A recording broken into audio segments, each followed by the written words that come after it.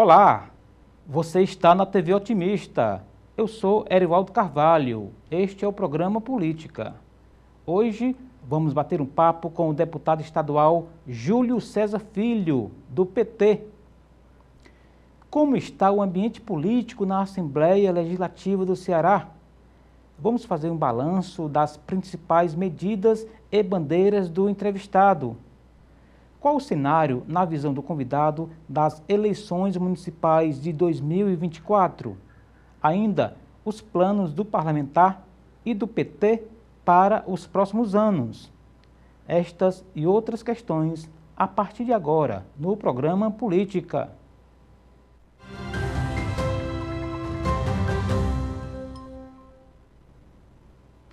Júlio César Filho é engenheiro civil. O convidado é de tradicional família política de Maracanaú, município da região metropolitana de Fortaleza. Júlio César está no terceiro mandato de deputado estadual. Na Assembleia, já integrou comissões técnicas, cargo na mesa diretora e a liderança do governo do estado. Ex-membro do partido Cidadania, Júlio César é atualmente filiado ao Partido dos Trabalhadores. E é com o deputado Júlio César Filho, do PT, que converso no programa de hoje. Deputado Júlio, muito obrigado pelo convite aceito. É uma honra tê-lo aqui no programa Política, nos estúdios da TV Otimista. Tudo bem com o senhor? Tudo bem, Erivaldo. A honra é toda nossa de estar aqui no seu programa, o programa da TV Otimista, a TV que cresce a sua audiência a cada dia mais no Ceará, né, trazendo pautas importantes de vários temas, mas se destacando cada vez mais na política aqui no nosso estado, trazendo informações e informações cada vez com mais credibilidade, né?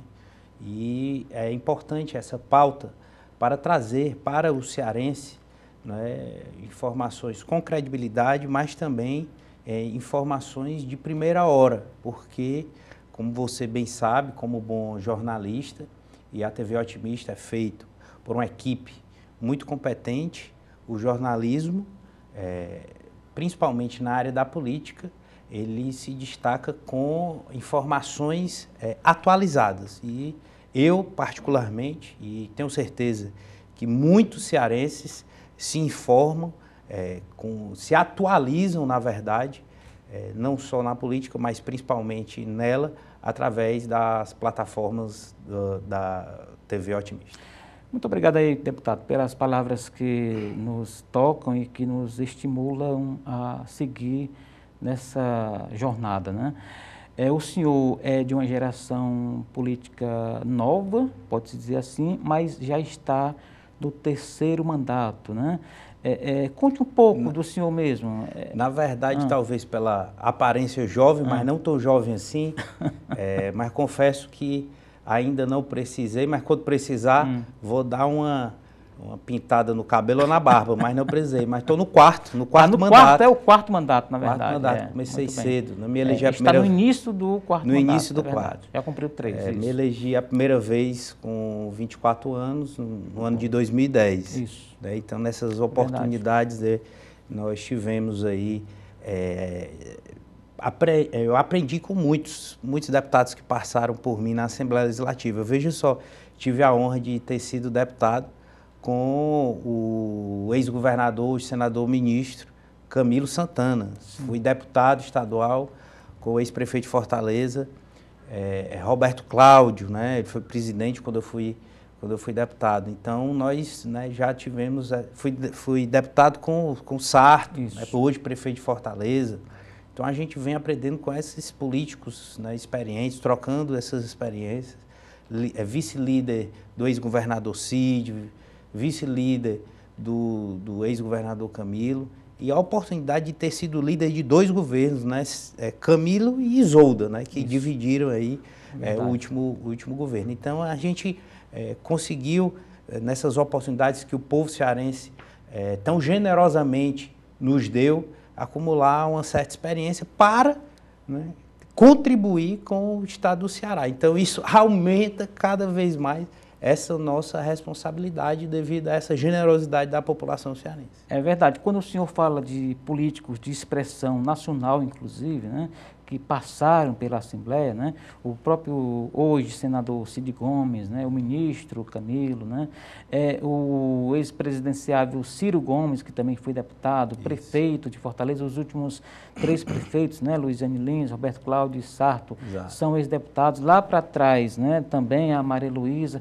Você coloca a Assembleia num patamar assim de geração de líderes. Eu pergunto, a que se deve esse perfil, essa característica da Assembleia, deputado? Eu costumo dizer, e isso não só eu, mas adotei esse termo. A Assembleia Legislativa, para os estados, é como se fosse uma Câmara alta, como o Senado Federal é para a União. Vou explicar. O Senado Federal, ela, devido à sua qualificação, lá nós temos muitos ex-governadores, foram governadores de seus estados, e depois dos seus mandatos vão contribuir, se elegem, né, ex-ministros, deram sua contribuição. E na Assembleia Legislativa, obviamente, tendo a sua representatividade, as suas representatividades através das suas eleições dentro do sistema democrático, até então, com as suas representatividades através de suas minorias, representantes de juventudes, representantes de classes, sindicais, mas nós temos muitos ex-governadores. Na Assembleia nós temos vários e vários ex-prefeitos. Onde foram os ex-prefeitos, foram muitos deles eleitos, reeleitos, mas depois, onde já deram suas contribuições nos seus municípios, eles se elegeram deputados estaduais. Entendi. Se você fizer uma análise hoje, como nas legislaturas passadas, é natural, nós temos vários deputados estaduais que foram, que estão no mandato, mas que foram ex-prefeitos. Eu tenho mesmo um colega, deputado estadual, meu conterrâneo, que teve aqui recentemente com você, o deputado Firmo Camussa, que foi prefeito de Maracanaú. Né? Então, isso é natural. Obviamente, temos também ex-vereadores, tanto da capital como do interior, que conseguiram, através de seu trabalho, representando algumas demandas, algumas bandeiras, também se eleger deputados estaduais. Então, a pauta das assembleias para os estados, como a pauta do Senado para a nossa federação, para a União, ela também representa, né, essa Câmara Alta, onde temos mais discussões, pegando esta qualificação representativa, que tem uma representatividade maior da Câmara Federal, obviamente pelo seu número de representantes, bem como das câmaras municipais, obviamente, pelos seus números de representantes, e aí todos estes se concentram nas assembleias, né? Nós recebemos inúmeros vereadores nas assembleias, procuramos os nossos gabinetes, que estão sempre abertos. Eu mesmo aqui, só enquanto estou conversando com você, já recebi ligação de 3 vereadores ligados a mim. Então, isso é importante. Os vereadores têm que procurar os deputados mesmo, para que a gente tome ciência das demandas dos municípios lá na ponta. Porque quem está recebendo todo dia, manhã, de tarde, de noite e de madrugada, é o vereador que está lá no município. E a gente tem que saber o que é que está doendo lá no cidadão, na cidadã, lá do distrito mais longínquo do Ceará, porque é o vereador que está lá. E aí a gente... São os olhos e os ouvidos da população. E aí a gente está aqui para poder a gente cobrar do governador a demanda da população. Perfeito. Deputado, a propósito e aproveitando, o senhor é uma pessoa atuante no mandato, isso aí não resta dúvida, é uma pessoa receptiva, até inclusive colocou aqui já publicamente um pouco dessa sua abertura para receber demandas. E nas redes sociais, como é que faz para lhe encontrar? Olha, nós prezamos, acho que desde quando eu me elegi, as redes sociais estavam ganhando muita força nessa questão da participação, né, dos mandatos. Antigamente, talvez, era muito mais difícil você falar com o deputado quando chegava na cidade, ia todo mundo receber, porque você via um deputado, como o povo dizia, rapaz, era de 4 em 4 anos, ou era de 2 em 2 anos nas eleições. Hoje não, você quer cobrar um deputado, com razão, quer fiscalizar o mandato dele, veja nas redes sociais se ele está trabalhando, se ele não está trabalhando. nas redes sociais se ele está cumprindo aquilo que ele prometeu na campanha, ou qualquer político, o vereador, o prefeito, o governador, o presidente. Pois bem, então, através das redes sociais, os políticos estão prestando conta dos seus mandatos. E é importante, e isso é uma ferramenta fundamental, para o bem e para o mal. Isso. Mas eu digo que é para o bem principalmente, que é para realmente a gente poder, todas as eleições, aferir aqueles bons políticos. Se os políticos estão cumprindo aquilo que prometeu, que continuem prestando aquele bom papel, para que o eleitor possa aferir e, se satisfeitos estiverem, reelejam aqueles políticos que estão cumprindo, fazendo aquela boa política. Mas, se não, troquem, elejam outros, uma oportunidade a outros para poder, né, cumprir com aquele objetivo. Isso. Então, através dessas redes sociais, nós estamos procurando divulgar o nosso mandato, estamos procurando nos comunicar através dos canais. Eu tenho certeza que teremos uma boa audiência através do programa Política aqui da TV Otimista e iremos, com certeza, fazer com que este programa seja mais um canal para que a gente divulgue nossas ideias, nosso mandato e, obviamente, nossos projetos que iremos debater daqui a pouco. Perfeito. E o quarto mandato, ele começou com ânimo, já ali basicamente na pós-pandemia. O mandato anterior foi meio que prejudicado, atravessado, né, pela pandemia. Só que o senhor já tinha cumprido outros mandatos, né? Me fale um pouco do mandato anterior que teve aí essa marca, né, da pandemia na política. Houve aprendizagens, houve perdas. Qual é a síntese que o senhor faria, deputado? Erivaldo, sem dúvida, o mandato anterior ele foi bastante desafiador, né? Acho que para todos nós, para vocês da imprensa que cobriram, né, essa pandemia, que foi desafiador para toda a nossa geração, talvez o maior desafio da nossa geração, onde todos nós perdemos familiares, conhecidos, amigos, se não com as bênçãos divinas, mas pelo menos tivemos conhecimento de alguém próximo que perdeu, né? Eu mesmo fui um dos primeiros, não sei se você lembra, a ser acometido pela Covid. Sim. A gente teve toda aquela repercussão nas mídias televisivas. E a gente, eu, líder do governo, tive que ficar isolado em casa, né? Tanto eu como os outros, sim, né? Sim. Todos nós da sociedade, mas a gente fazendo toda aquilo à distância, né? As sessões nunca tinham sido virtuais, né? Então todas as assembleias, o Congresso Nacional, as câmaras de vereadores tiveram que se adaptar porque não poderíamos parar, tivemos que aprovar as calamidades dos municípios para facilitar o acesso aos programas sociais, para socorrer aqueles mais necessitados.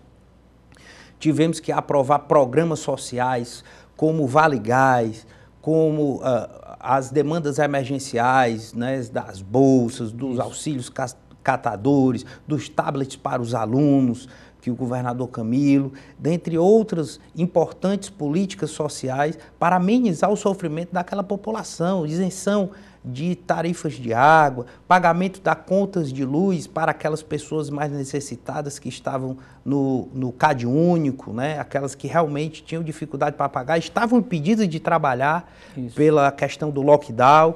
Então foi todo um estudo daquele comitê de vários setores, não só o Poder Executivo, mas tinha representante do Legislativo, do Ministério Público, do Poder Judiciário, do setor produtivo, representante da FIEC e vários outros setores, e a imprensa cobrindo todo dia a gente fazia um balanço para os jornais, né? O jornal entrava em contato e tudo aquilo a gente isolado em casa, eu com Covid dentro de um quarto, né? Então para mim ali foi uma grande experiência, graças a Deus. Naquele primeiro momento que eu peguei Covid, eu acho que eu fui diagnosticado com Covid dia 14 de março de 2020, ou seja, foi bem no início. Foi bem no início. E a gente todo naquela situação, e graças a Deus nós superamos bem, depois ficamos nessa parte toda. E lembrando, antes da pandemia, a gente tinha acabado de superar aquela situação do motim da Polícia Militar. Então, foi uma crise atrás da outra. Então, foi um ano bem movimentado. Bem movimentado, né? Viu, A Assembleia, ela esteve à altura desses desafios, deputado? Acredito que sim. Pela liderança coincidentemente, o líder, presidente Evandro Leitão, né? Acredito que ele fez um grande trabalho, ele sempre protagonizou, liderou bem perante todos os deputados, correspondemos, aprovamos com a velocidade devida, dialogamos com todos os deputados discutiram, contribuíram, aprovamos as urgências na hora necessária para que muitos não pudessem vir a falecer, porque às vezes nós queremos discutir até a gente achar a perfeição, porém o momento não nos permitia isso. Então a gente conseguiu convencer que vamos tentar até onde der, porém vamos aprovar para que a gente possa aprovar os recursos para comprar os insumos necessários, vamos aqui ceder nesse ponto para colher mais na frente, mas vamos autorizar as calamidades dos municípios, vamos socorrer, vamos ver o que é que a gente pode fazer para garantir o oxigênio, garantir a construção dos hospitais emergenciais e, graças a Deus, conseguimos superar. Graças a Deus. E, graças à liderança do governador Camilo Santana também, nós conseguimos a questão da vacina, que foi um grande desafio também, conseguir contornar, amenizar, né, porque o sofrimento foi grande, mas um número de mortes nesta lastimável pandemia. Quando o senhor era líder do governo, o senhor integrou e defendeu um projeto que acabou se desdobrando na vitória do Eumano de Freitas, hoje governador. O senhor é sabidamente um dos que mais conhecem o governo, dada a experiência de liderança, de deputado experiente, etc. Né? Em relação aos municípios, como é que está essa relação entre o Estado e as prefeituras municipais, deputado? Eu posso dizer com certeza que o governador Eumano de Freitas, ele é um grande estadista. E digo isso porque tive a oportunidade de ter sido deputado estadual 8 anos consecutivos com ele.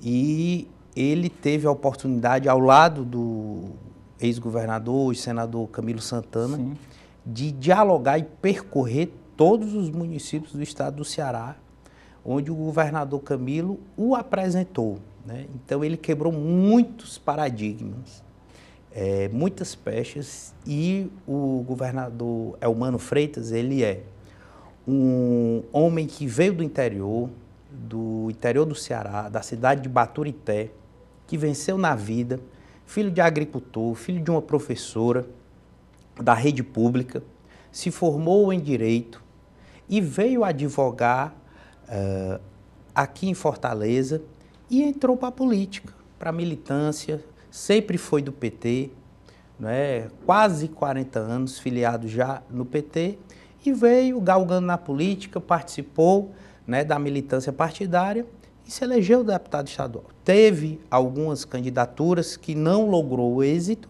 e acabou se elegendo deputado estadual. Quando ele se elegeu deputado estadual, eu já tinha tido um primeiro mandato. E já o conhecia de longe.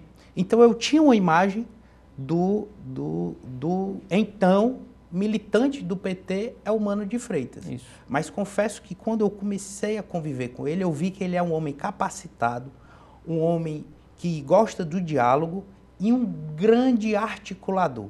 Aí foi em 2014, quando ele se elegeu. A partir de 1º de fevereiro de 2015, eu comecei a conviver com ele. Que foi quando eu assumi o meu segundo mandato e ele o primeiro dele. Isso. Então, eu posso dizer que isso ocasionou o grande resultado, primeiro, da confiança que o governador Camilo teve dessa convivência. Enquanto o Camilo, governador, 8 anos convivendo com ele deputado 8 anos. Então, viu a sua capacidade de diálogo. E os prefeitos, quando começaram a conviver com ele, também diagnosticaram essa grande capacidade. Então, Entendi. eu tenho certeza que o governador Elmano fará um grande governo do estado do Ceará. Não será fácil, pela dificuldade financeira, pela situação que nós pegamos o Brasil depois do governo passado, do governo Bolsonaro, mas com o governo Lula, alinhado com o governo do estado, com o governo Elmano, eu tenho certeza que, e com essa confiança foi que ocasionou que o governo Elmano se elegesse no primeiro turno. Isso é tão importante que o governo Elmano se elegeu no primeiro turno e mesmo depois da eleição do primeiro turno, outros prefeitos que não votaram no Elmano já estão aderindo à base do Elmano. Entendi. Mesmo antes da posse, né? Mesmo antes da posse e agora depois da posse. Isso. Então ele já está dialogando com outros prefeitos, né? E isso demonstra a capacidade dele de diálogo. Isso faz com que nós continuemos a admirá-lo. E eu tenho lá na Assembleia o líder do governo, deputado Romeu Aldigueri, deputado filho, Sim, sim. meu colega, você vê como é a política. Lá no meu município, eu sou oposição ao firmo, mas no estado, eu sou base do Elmano e ele é base do Elmano. E ele não votou no Elmano. Entendi. Mas hoje ele é a base do Elmano. Exatamente. Então há uma relação política. O Elmano chamou ele para a base e ele aceitou. Perfeito. Deputado, eu vou, está excelente o papo, eu vou fazer um rapidíssimo intervalo. Na volta, a gente vai afunilar esse ponto aí e outros mais em relação aos municípios cearenses, tá bom? Portanto, daqui a pouco, mais bate-papo com o deputado estadual Júlio César Filho, do PT, aqui conosco no programa Política da TV Otimista. Não saia daí, a gente volta já.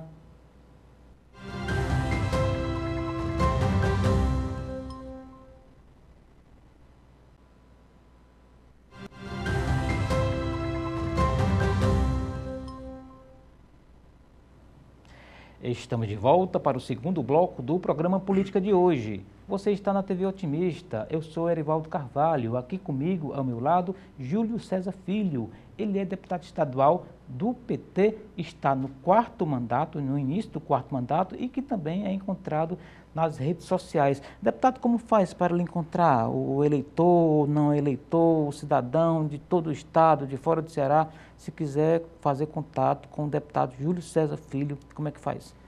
Pois não, Erivaldo, é muito fácil. Importante, o eleitor está sempre acompanhando o nosso trabalho. Então, o nosso Instagram é Julinho Deputado, o nosso Facebook é Júlio César Filho e o nosso Twitter é Julinho Deputado. Então, essas nossas três principais redes sociais e através delas você tem acesso ao nosso canal do YouTube e também ao nosso TikTok.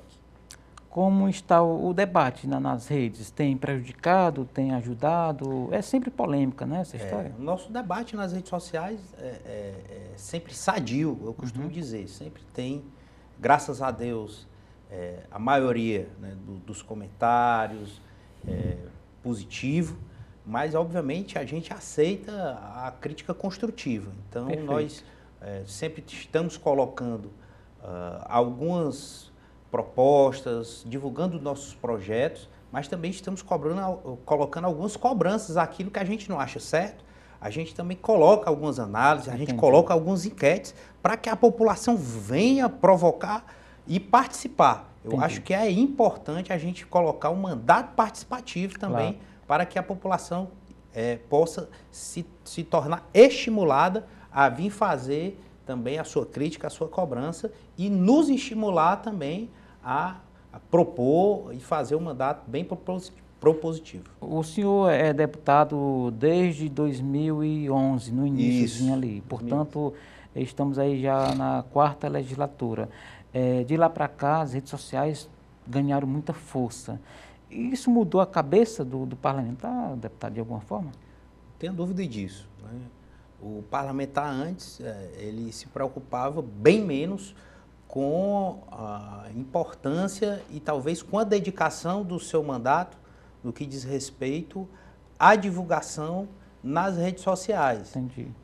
Talvez ele se preocupasse mais com a questão do panfleto, com a divulgação do jornal, mas isso não perdeu a importância.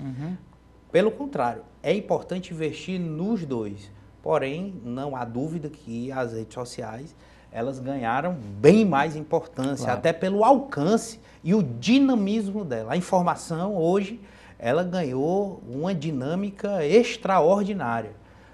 Uma coisa acontece na China, em fração de segundo, nós já estamos sabendo aqui no Brasil. Então, é diferente de há 10, 15 anos atrás, né, Erivaldo? Então, a informação, o dinamismo da informação é diferente da gente esperar o fechamento da edição de um jornal que a gente só ia saber no outro dia de manhã a pauta das notícias, né? É verdade. Os jornalistas ficavam esperando o final da sessão para poder saber como é que ia fechar a pauta antigamente, verdade, né? Hoje em dia a gente sabe instantaneamente. Hoje é provável que no próprio plenário um deputado saiba pelas redes sociais algo que ele só saberia no dia seguinte, né? Acontece isso cotidianamente, né? Nós estamos na discussão e já estamos pegando a informação instantânea de uma coisa que nós estamos discutindo, nós estamos sabendo aqui da novidade. Deputado, acabou de sair a informação aqui, e isso.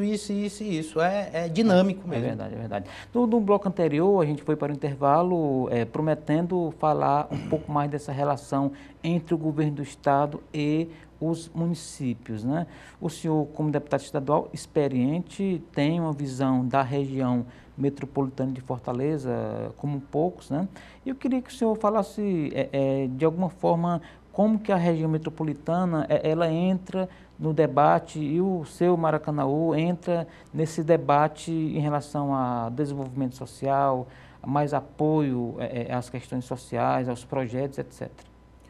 Olha, a região metropolitana do estado do Ceará, principalmente posso dizer que a região metropolitana de Fortaleza, nós temos praticamente a consolidação das nossas 4 eleições, Erivaldo. Então, concentramos cerca de 90% do nosso eleitorado aqui.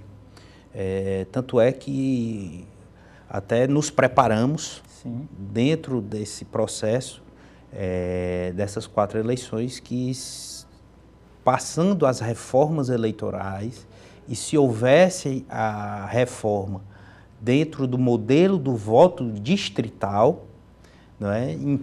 Nós teríamos, como a região metropolitana de Fortaleza, o nosso distrito. Isso. Né? Por isso que, naturalmente, já havíamos nos comportando até pela a nossa terra e convivência natal. Desculpa, talvez até mais de um distrito, deputado, já que a região metropolitana deve concentrar aí quase a metade do eleitorado, acima de 40%. Exato, talvez. Mas por isso, até pensando nisso, a gente já veio concentrando, né? Entendi. Então, cerca de 90% da nossa votação aqui. Então, nós sabemos, inclusive, da complexidade, né? Metade da população aqui. Então, abrangeríamos alguns distritos dentro de todos os mais de 9 milhões de habitantes do nosso estado do Ceará. Então, pensando nisso, e dentro da complexidade de todos os problemas que iriam abranger esses distritos eleitorais, nós elencamos alguns distritos. Veja só, dos 46.082 votos que tiramos, 17 mil votos foram em Maracanaú e 11 mil votos em Fortaleza e 3.111 votos em Maranguape. Veja só, em 3 municípios, um vizinho ao outro, fora de 1.300 votos em Pacatuba. Então, 4 municípios vizinhos ao outro, a gente tirou quase da totalidade dos nossos votos. Então, o que eu quero dizer com isso é que esses municípios têm uma relação intrínseca a outra. Sem falar em Calcaia, que eu tirei 4 mil votos. Né? Tem relação direta com o seu mandato. Né? Direta com o meu mandato. E são municípios colados, vizinhos. Exatamente. Então, a gente sabe o problema, a gente tem relação de amizade, a gente tem vínculo com esses municípios e, principalmente, vínculo político. Nós sabemos que o governo do Estado, dentro do grupo liderado pelo senador Cid, pelo senador Camilo Santana, pelo governador Elmano de Freitas, que não tenham dúvida disso, estão e são totalmente alinhados, tenham atenção especial com esses quatro municípios da região metropolitana. Vou repetir. Maracanaú, Fortaleza, Caucaia, Maranguape e Pacatuba. Perfeito. Então, a gente sabe que eles terão atenção especial nas próximas eleições com esses municípios, que eu particularmente tenho a votação e, por obrigação de ter a votação, tenho uma atenção e terei uma atenção especial do meu mandato para trabalhar e para levar políticas públicas para melhorar a vida desses cidadãos que residem nesses municípios. Perfeito. E interessante quando o senhor fala esses 4 ou 5 municípios, deputado, porque são de grupos políticos diferentes, né? Você tem um prefeito que foi eleito pela União Brasil, outro pelo PSD, que é o caso de Maranguape, Caucaia, o prefeito já é de outro grupo. Quer dizer que, independentemente disso, a sua relação com os municípios está acima dessas diferenciações políticas, né? Sim. O que eu quero dizer é que esses municípios, historicamente, alguns deles não eram alinhados com esses líderes, né, com o governo, por exemplo. Maracanaú, sempre oposição histórica, né, ao Cid, ao Camilo. O grupo liderado pelo hoje prefeito Roberto Pessoa. Agora está sinalizando uma aproximação ao governo Elmano. Mas sempre falando mal, abertamente à imprensa, do senador Cid e do senador Camilo. Não é segredo para ninguém. Lembro demais. Está na imprensa. Inclusive, atualmente, em entrevistas recentes. Caucaia, o prefeito Vitor Valim se aliou ao senador Camilo enquanto governador e apoiou o governador Elmano. Então, veio se aliar agora, está dentro do grupo político. Né? E, recentemente, o prefeito Sarto, né, se separou, né, se distanciou, vamos dizer assim, que pode ser que lá na frente, mas atualmente eles estão né, politicamente apartados, né, mas há uma história para trás, há uma história de construção, desde o primeiro mandato do Cid, ninguém pode esquecer isso, o Sarto, o Roberto Cláudio, são do PDT, do Cid, do Ciro, estão hoje apartados. Nós temos 13 deputados do PDT na Assembleia Legislativa. Só 3 deputados fazem oposição ao governador Elmano Freitas. Os deputados Queiroz, Antônio Henrique e Cláudio Pinho. Né?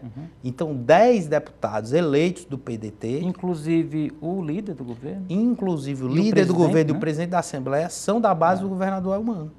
Né? Então, há todo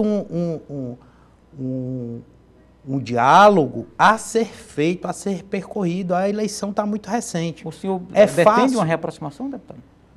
Defender, eu defendo. É fácil? Não é. Mas nós sabemos que a política é a arte do diálogo, é a arte de uma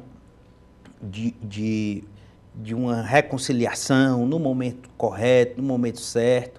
Agora, nós precisamos saber que nós não podemos fazer política com fígado, né? Nós não podemos fazer política com fígado. A eleição passou.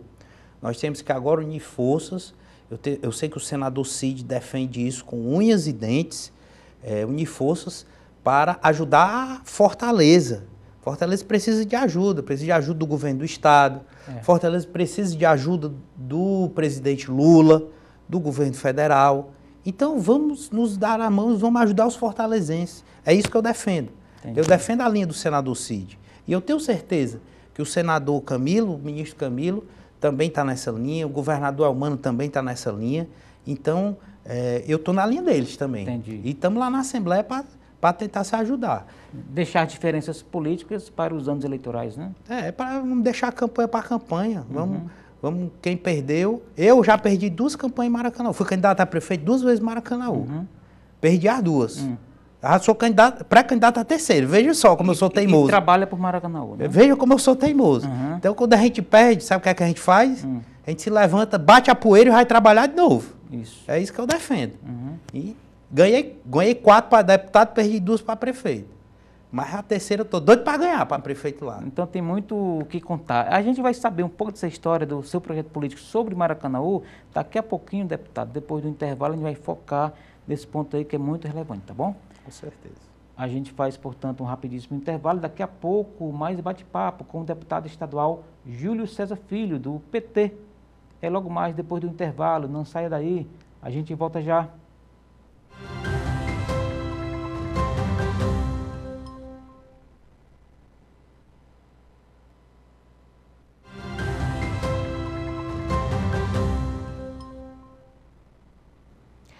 Estamos de volta para o terceiro e último bloco do programa Política de hoje. Você está na TV Otimista. Eu sou Erivaldo Carvalho. Aqui comigo o deputado estadual Júlio César Filho, do PT. O deputado que aqui nos bastidores se animou aqui no papo sobre a sucessão de Maracanaú, já disputou a eleição, já ganhou para deputado, perdeu para prefeito. Como é que está, ou como estão os planos para o ano que vem, deputado? Olha, meu caro Erivaldo, nós estamos, né, como pré-candidato a prefeito de Maracanaú. 2024 é um ano novamente de eleição e nós pretendemos, né, disputar novamente com um novo projeto para o município de Maracanaú. Nós acreditamos que o projeto que hoje é liderado pelo atual prefeito Roberto Pessoa, há um projeto já fadigado e completará dia 31 de dezembro de 2024 20 anos, né, com o mesmo grupo político. Entendi. Então acreditamos que Maracanaú merece uma nova visão, uma visão mais moderna, né, e nós estamos dialogando com outras forças em Maracanaú que acreditam também que Maracanaú precisa de uma mudança, não só outras forças políticas, mas também conversando com a população, né? Entendi. É aquele velho ditado que a gente escuta desde menino, tudo demais é veneno. Então a gente acredita que 20 anos na mesma mão, né? Acho que já deu o que tinha que dar. Então Entendi. acreditamos que tem que mudar. Qual é- Vamos submeter isso à população para ver se ela concorda, né? Perfeito. Qual é o diagnóstico que o senhor faz da gestão ou do período de poder liderado pelo atual prefeito Roberto? Erivaldo, assim, eu sou muito sincero. Eu acho que o Roberto ele deu a sua contribuição, né? Maracanaú é um polo industrial. O Roberto assumiu depois de uma gestão de prefeitos. Meu pai teve a oportunidade de gerir aquele município por 3 vezes. Teve também a gestão do ex-prefeito Vianinha e por mais 2 anos o ex-prefeito Dionísio Brochado Lapa, doutor Dionísio. Todos eles deram sua contribuição, né? O ex-prefeito Júlio levou o shopping, que deu um boom no comércio de Maracanaú. E depois que o Lula assumiu, né, nos seus mandatos, nós tivemos uma grande contribuição com o envio de muitos recursos para Maracanaú. E o prefeito Roberto teve a sorte de pegar o Lula como presidente nos seus 2 primeiros mandatos. E o Roberto fez uma boa gestão. Tanto é que ele foi bem avaliado pela população e elegeu o seu sucessor, que foi o atual deputado estadual Firmo Camussa, esteve aqui recentemente. E naquele momento, naquela época, os prefeitos deram sua contribuição. Só que a política ela é feita de ciclos, cada um dá a sua contribuição. Então, eu acredito que o grupo do atual prefeito Roberto Pessoa, que completará 20 anos no poder, já deu a sua contribuição. Entendi. Assim como o ex-prefeito Júlio deu sua contribuição, como o ex-prefeito Vianinha deu sua contribuição, como o ex-prefeito Dionísio deu sua contribuição, como o ex-prefeito Firmo deu sua contribuição, mas esses que deram sua contribuição eram em épocas diferentes, né? Quando o Roberto foi eleito a primeira vez, em 2004, há 20 anos atrás, veja só, um jovem que tinha, há 20 anos atrás, me ajude aí, Sim. Um jovem que tinha 12 anos vai agora ter 22 anos. Exato. Então, eu acho que era uma época diferente. Vamos dar oportunidade para novas lideranças políticas que pensam diferentes, que têm formação diferente. Até uma geração de eleitores. Uma geração diferente. Vamos dar oportunidade para a geração pós-pandemia. Pronto, vamos dizer assim. Entendi. Pós-pandemia. Então, não querendo desmerecer ninguém, mas eu acho que dentro da política nós temos que ter ciclos. Então, depois de 20 anos, eu defendo, dentro, né, de um projeto político, né, com novas lideranças. Nós temos o senador Cid, o senador Camilo, que são jovens políticos. Nós temos aí agora despontando o governador Elmano de Freitas, que é outro jovem político aqui no estado do Ceará. Esses são os meus líderes políticos no estado do Ceará, e é com eles que eu vou me aconselhar e me apoiar politicamente para fortalecer minha pré-candidatura no município de Maracanaú, meu caro Erivaldo, e a todos que fazem a TV Otimista, e trabalharei para consolidar minha candidatura no momento propício que a Justiça Eleitoral permitir. Entendi. Então, com estes, apresentarei um projeto político. E há outras forças políticas, e aqui peço permissão para citá-las, que é o deputado Lucinildo, recém-eleito deputado, ex-vereador de Maracanaú, que está com o nome como pré-candidato. O deputado federal Júnior Mano também está como pré-candidato a deputado federal, ou a prefeito de Maracanaú. Com esses dois eu já conversei e nós entendemos, porque Maracanaú só tem um turno. Isso. É diferente de Caucaia e de Fortaleza, que tem 2 turnos nas eleições. Ou seja, quem ganhar no primeiro turno é o prefeito.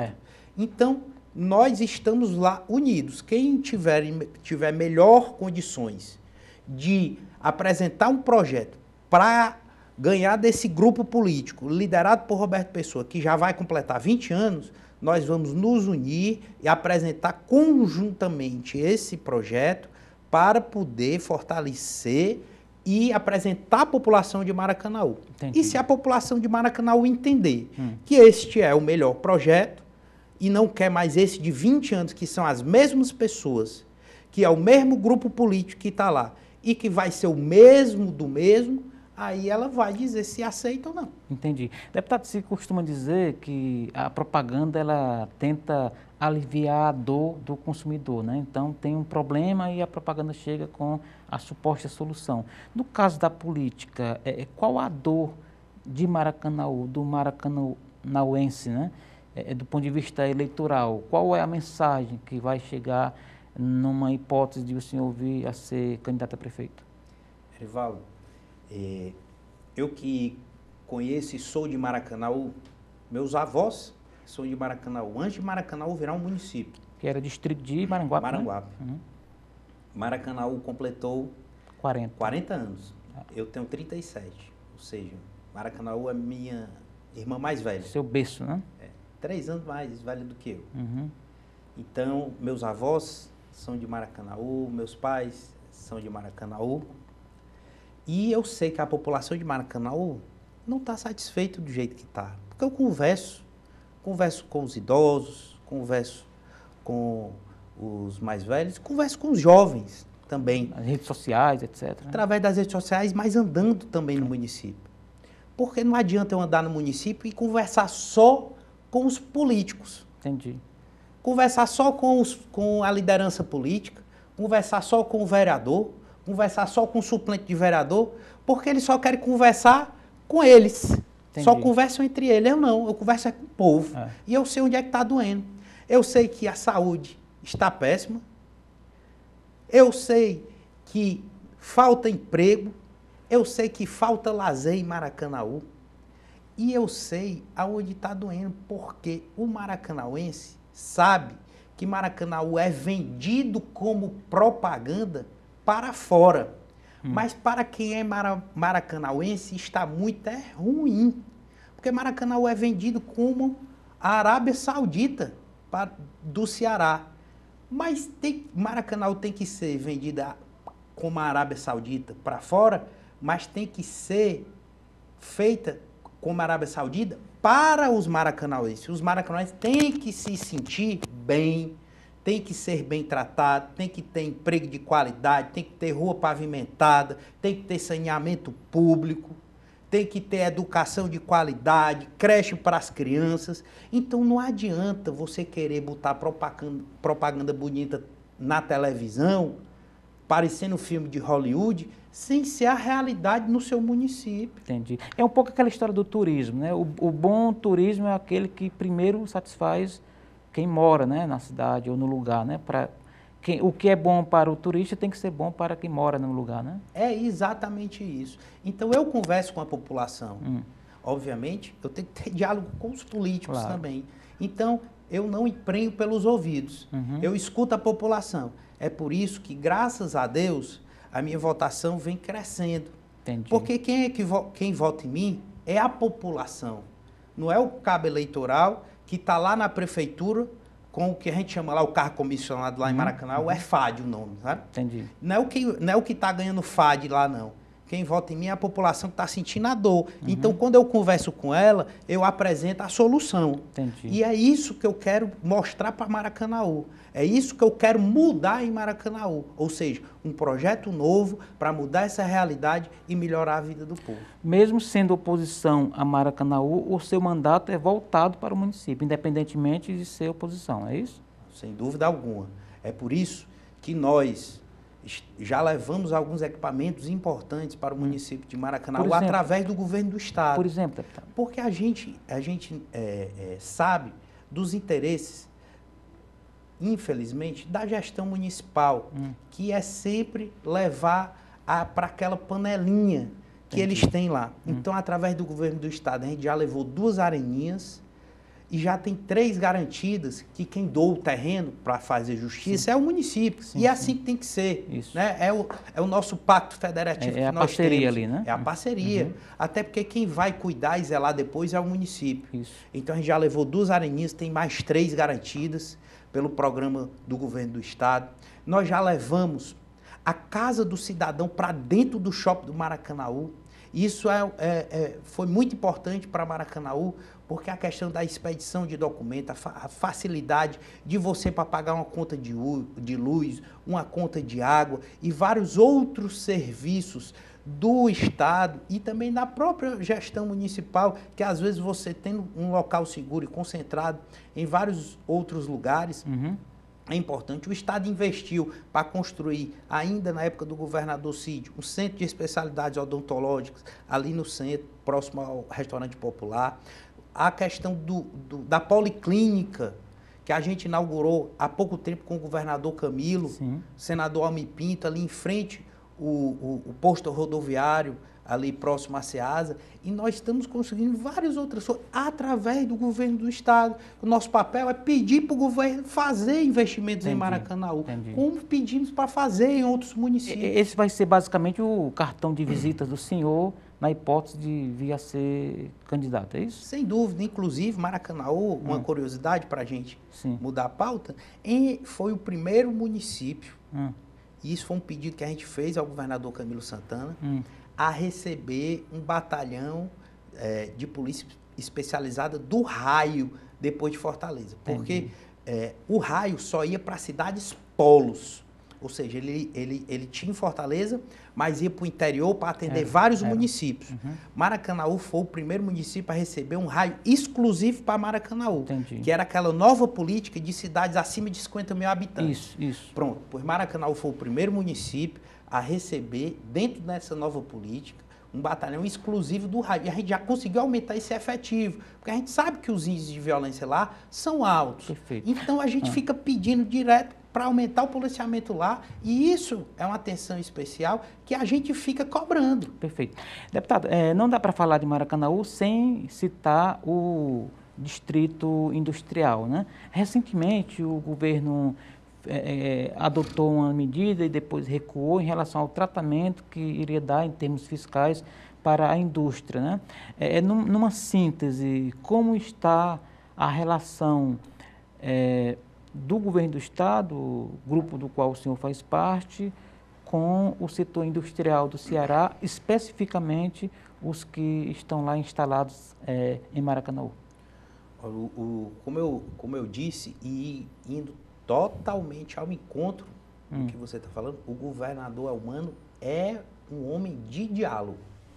Nós aprovamos logo, como primeira pauta na Assembleia Legislativa, no retorno dos trabalhos, um pacote administrativo e um pacote tributário, justamente atendendo uma determinação do Conselho Nacional de Política Fazendária, onde reúnem-se todos os secretários da Fazenda, justamente para recuperar as perdas tributárias. É o CONFAZ, né? É o CONFAZ.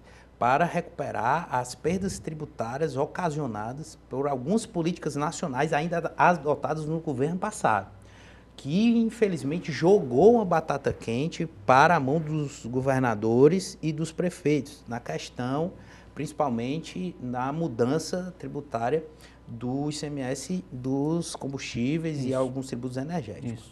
Isso desequilibrou muito a conta dos estados. Então, dentro de algumas mudanças, nós tivemos que mudar a alíquota, inclusive, de política muito impopular, que foi do ICMS, do modal de 18 para 20, que isso entrará em vigor só a partir de 1º de janeiro de 2024. Porque quando a gente muda um tributo, ele só entra em vigor de um ano para outro. Diante disso, houve uma discussão dentro do governo que a gente teria que mudar o incentivo de alguns setores da indústria, principalmente no setor calçadista, com impacto, salvo engano, de 150 a 200 milhões de reais no que diz respeito a esse fundo de incentivo. E o governador Elmano pediu que nós aprovássemos uma suspensão até o final do ano, que teria esse, vamos dizer assim, esse pulmão enquanto entrava em vigor a alíquota, que a partir do ano que vem. Bem, conversou com a FIEC, para ajudar o governo, haveria concordado em primeiro momento, mas o setor procurou os líderes da FIEC, e aqui eu queria prestar todo o meu respeito ao presidente Ricardo Cavalcante, e houve uma nova conversa com o governador Elmano Freitas. Amadureceram temas, né? Todo esse tema e viram que poderiam ser feitas outras compensações. E, através de uma conversa madura, o governador, como é muito de diálogo, resolveu mandar novamente para a Assembleia e revogar isso. Porque traria algum prejuízo para a indústria. E isso demonstrou uma maturidade do governador, uma maturidade da Assembleia e uma maturidade do setor produtivo que demonstrou diálogo com o governo. Isso foi muito bom para o Ceará, porque fica satisfeito o setor produtivo, a Assembleia e o governo demonstram mais ainda um alinhamento. Perfeito. Deputado Júlio César Filho, foi uma honra tê-lo aqui nesse bate-papo tão descontraído. Obrigado por dividir conosco a sua experiência, a sua inteligência política. Espero recebê-lo outras vezes. Leve nosso abraço aos seus eleitores. A gente segue aqui de portas abertas. A gente queria que o senhor finalizasse aí e, se quiser, deixando aí as redes sociais. Eu que agradeço, meu caro Erivaldo Carvalho. Fica aqui o meu abraço, meu agradecimento a todos da equipe aqui otimista, do programa Política. Minhas redes sociais, de novo, eu reforço e agradeço. Instagram, Julinho Deputado, nosso Facebook, Júlio César Filho, e o nosso Twitter, Julinho Deputado. Lá vocês terão acesso também ao link do TikTok e também da TV YouTube.